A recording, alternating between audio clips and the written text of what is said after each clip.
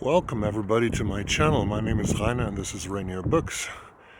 Today is Saturday and usually I do my weekly wrap-ups on Sunday, but yesterday I actually realized for the first time maybe that there seems to be a constitutional law for BookTube. That is, you have to do the Friday reads.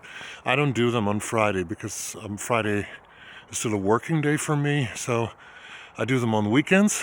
And I actually wanted to do it tomorrow concerning this week, number 46, but I decided to do it today. So I take you on a walk to the library where I pick up a book, and on my way to the library I'm going to speak a little bit about the week that lies behind us before I come to the reads that I did last week and how my reading is going. So let's get started.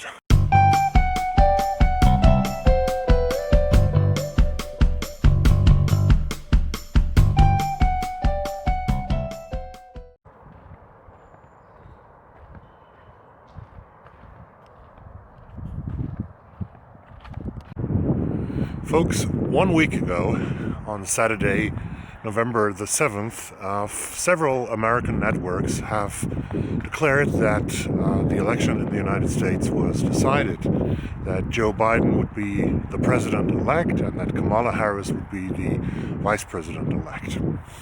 But the man in the White House, Donald Trump, has refused to recognize his loss with more than 5 million votes. He claims that tens of thousands, hundreds of thousands, millions of votes are fraud, that dead people have voted, animals have voted, that Joe Biden might have filled in 50 ballots by himself. But, and I think we expected that, but the worst part of it is, in my eyes, that his party, the Republican Party, not completely, but almost completely backs him up until this very day.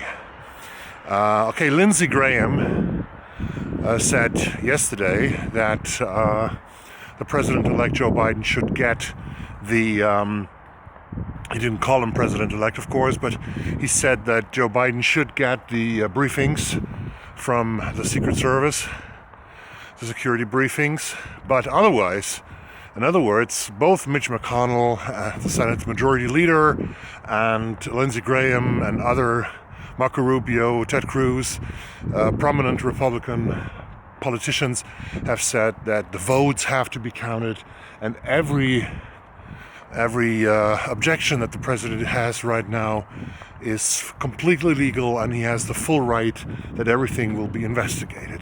But all the attorneys, the district attorneys, and the courts that have met those allegations of the Trump campaign have said that it is total rubbish, total BS, as you like to say it in the US. So that is one situation where I think it's still dangerous, a still dangerous situation that a coup d'etat might be being staged, that Donald Trump and his associates try to steal the election from the American people.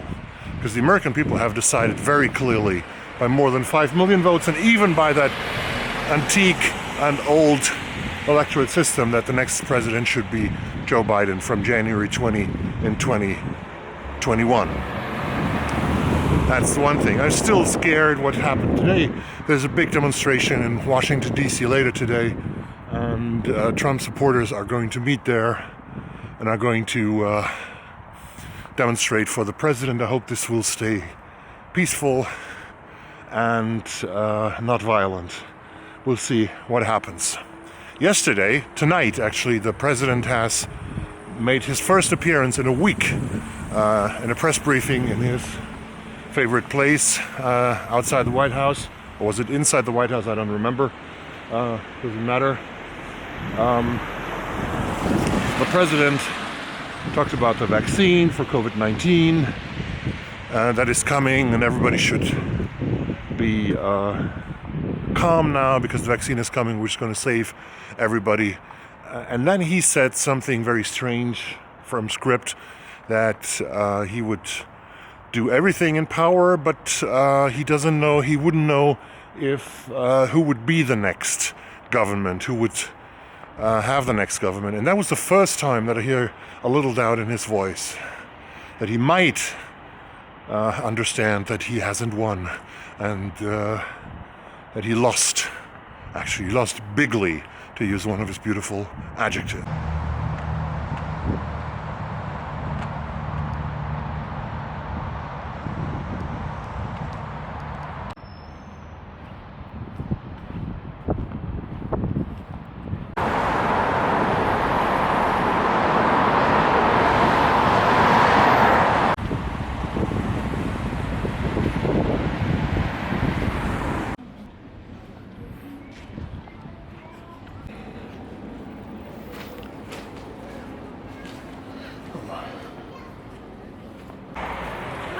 So, I finally arrived here at the library, but there are not more than 2 persons allowed at the same time inside, and right now there are 2 persons inside, so I have to wait for 1 person to get out before I can get in. Folks, it's 2:30 p.m. and the camera is brightening up everything a bit, but it almost gets dark here in Friängen. South, a little bit south of Stockholm. Not really a suburb, but we call it actually Närförort in Swedish, which means that it's not a suburb, but it's almost a suburb, because it's closer to the city than usual suburbs are. So I'm heading back home now, and I wanted to talk about COVID-19. We definitely had good news last week. One good news. Isn't that incredible? Good news, everybody. Yes, a very good vaccine is in the making, apparently. The President of the United States has talked about it. Everybody has talked about it. It's a so-called RNA vaccine, which is a new form of vaccine that was developed by a German company from Mainz, BioNTech, together with the big American pharmacist company Pfizer. And the European Union has already ordered 300 million doses of it. 100 million will go to Germany alone. And hopefully some of them end up here in Sweden.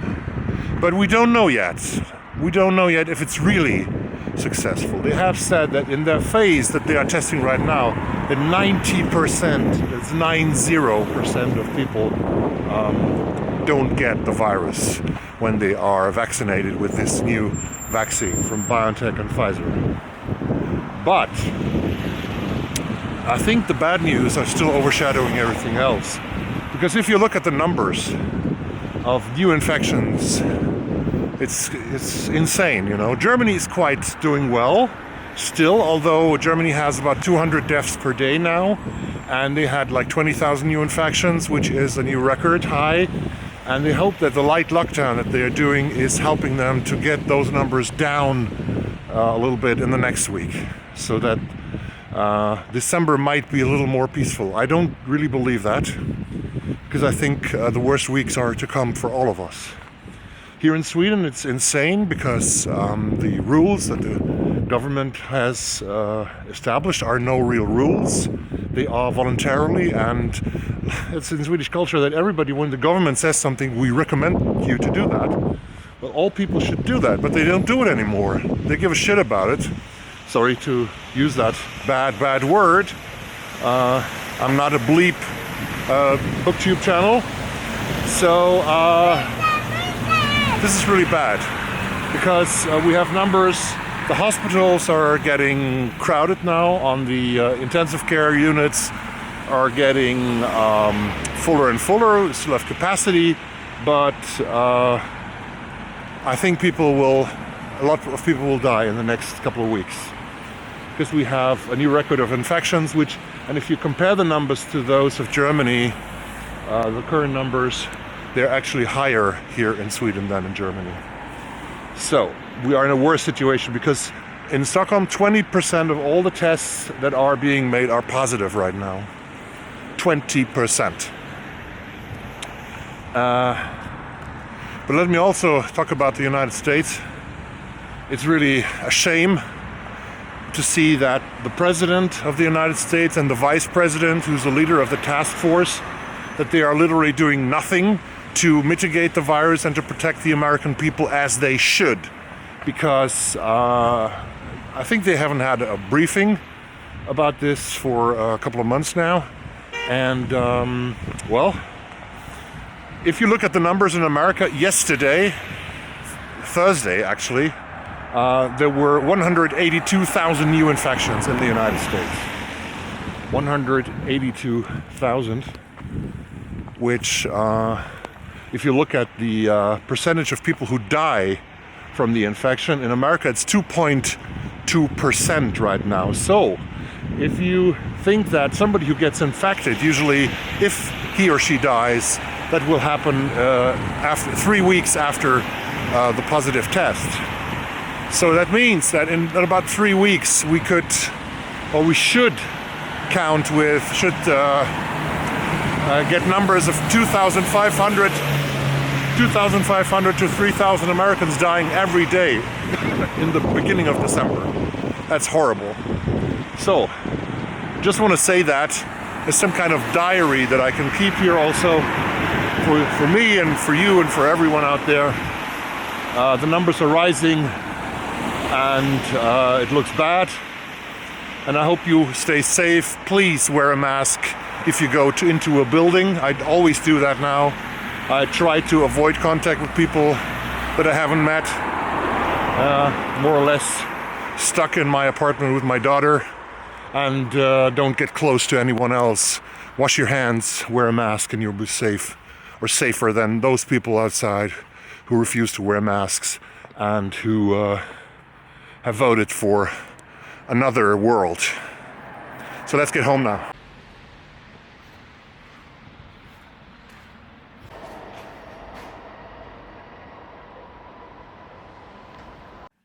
So now that I'm back home from my walk to Führing and to the library, let's speak about the reading that I had last week.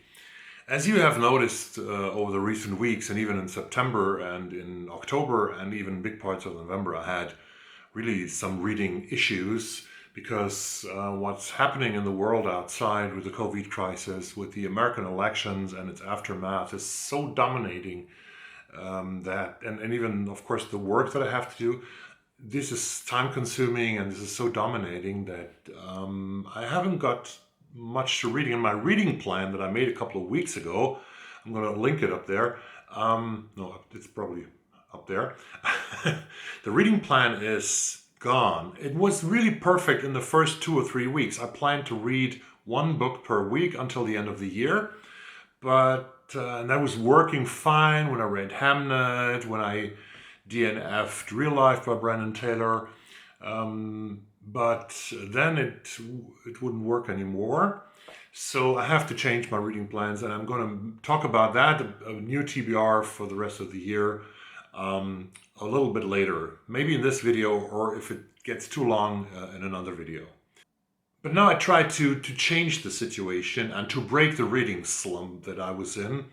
So I thought if you're reading 1 book per week is a problem for you, why don't you read just 2, 3, or 4 books at the same time and switch between them all the time? So maybe that gets me more into reading. And I started that 2 days ago. So now I'm reading 4 books, and those 4 books that I'm reading are my Richard Ford project. Richard Ford project started with A Piece of My Heart. He wrote that novel in 1976. It's a novel about 2 men in the mostly in the American South. It is about a guy called Robert Hughes and another guy called Sam Newell, I think. Sam Newell, yes. This is really a great novel. It's a great novel about the American South. It's full of what we call Americana, about men roaming around through the country, from town to town, from motel to motel, and looking for sexual satisfaction in one case, where Robart, one of the two characters, is looking. He has a very strange relationship to his cousin Buna, and the other guy, Sam Newell. I don't really know what he's after right now. He's coming from Chicago. Is looking for. Both are looking for meaning in their lives, and both are restless in their travels. And I think the characters that are here and the sentences that Richard Ford is putting on the pages remind me a lot of classical American authors of the 20th century, like Ernest Hemingway and William Faulkner. So I'm looking forward to finish this, but I can't read it alone. That's what I discovered. So it will take me a little more time. About 1/3 inside this book now. A Piece of My Heart by Richard Ford. The second book that I picked up from the library, and that's a little bit quicker, I have to read it a little bit faster, is by a former Booker Prize winner, by Aravand Adiga, and this is Amnesty. This is a novel about a guy from Sri Lanka. His name is Danny, who had big dreams when he emigrated from Sri Lanka to Australia, but he's illegal in Australia and he's working as a cleaner, and he gets into problems, into a crime thriller situation where his status as an illegal immigrant is in danger, and he might get extradited if he shows up and tells the truth to police. That's Aravand Adiga's Amnesty. Then the third book that I started reading last night, actually, with the first chapter. It started with a party in Poland on the 31st, the end of the millennium, 31st of December 1999. And this is Anne Applebaum's book, Twilight of Democracy, the seductive lure of authoritarianism. This is a pretty little book that Anne Applebaum has written. As you might know, Anne Applebaum is an American sociologist and writer. I think she writes for The Atlantic mostly, but she has also written for other periodicals. Anne Applebaum is married to a man from Poland, and that's why Anne is living, for many years she has been living in Poland, in the UK, and in the United States. And this book starts with that party in 1999, that New Year's Eve's party that Anne Applebaum gave, actually, where a lot of people attended from the US, from the UK, but mostly from Poland. And many people who were on the Polish side on that party many people who attended the party are now in the ruling party of Poland, that has established lots of pretty right-wing laws, that has tried to, or has already passed a law that leads to the strictest abortion rules in the whole of Europe, which make it almost impossible for women to decide over their own bodies. And Anne Applebaum is describing in this book how those people who were liberals in the end of the 20th century, how they turned into strict right-wing conservatives, and people who don't actually want to be connected to Anne Applebaum anymore. That is a very interesting book, even with the perspective of, I think, what happens now in the United States, where it looked almost in the first week now after the election result as if Donald Trump and the Republican Party are trying to stage a coup d'etat and take over power, although they have lost the election. The third book, I just show you my Kindle here. The third book that I'm reading is another nonfiction, because we have Nonfiction November, and a writer that I really admire is Masha Gessen, who writes for The New Yorker. Masha Gessen is, as you might know, they have written a book called Surviving Autocracy that was published this year about the situation in the United States. But Masha Gessen has written a lot of books about the former Soviet Union and Russia. And I started reading her National Book Awarded book of 2017, The Future is History, how totalitarianism regained power in Russia, which they show in the biography of a couple of people, and I started reading that book yesterday, and I'm going to continue reading that book. So those are the 4 reads that I'm doing right now, and I hope that this helps me. I hope that this helps me actually, and it felt really good yesterday when I went from book to book to book. Felt real good to drag me out of that reading slump that I had in September and October, because I really want to read books, but I don't get to them as much as I should do. That was the weekly wrap of week 46. No, not the weekly wrap of week 46, but the weekly wrap for week 46. And I hope that you liked the video. If you are a returning subscriber, I thank you very much for doing so. If you are new to the channel, please subscribe to my videos, because there are more great videos to come in the near future. Thank you very much for watching this. Be safe, wear a mask. Bye-bye.